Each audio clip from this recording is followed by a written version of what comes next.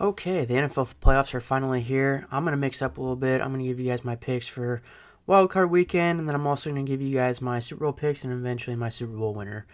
Um, so these games this weekend, starting off with the Rams, Panthers. I got the Rams. Think they're the better team. Panthers think they're top 5 worst team to ever make the playoffs in this modern era.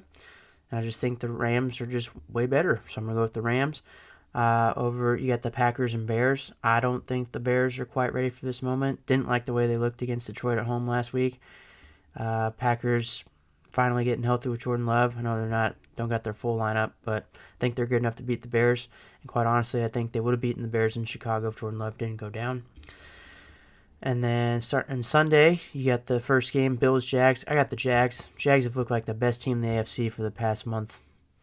Plus, Trevor Lawrence is playing like a top 5 quarterback, and because of this, I think Sean McDermott gets fired, and the Bills' job is open and is the most coveted job. Then you got the 49ers Eagles. 49ers aren't quite healthy, and it's a bad matchup. That D-line of the Eagles is no joke. Vic Fangio has Kyle Shanahan's number, and I just think it's not a good spot for the Niners, so I'm going to go with the Eagles here. And then, honestly, this game, Chargers-Patriots, I'm going to do a shocker here. I'm going to go with the Chargers. I know their offensive line is just not great because it's not 100% healthy, but the Drake May just hasn't seen a defense like this all year long, and they had the easiest schedule, which is why I picked them to make the playoffs to begin with, not the division. I don't think anyone really saw that coming, 14-3, but I'm going to go with the Chargers here. I think it's close late. I think the Chargers pulled out. And the last game of the weekend, Texans-Steelers.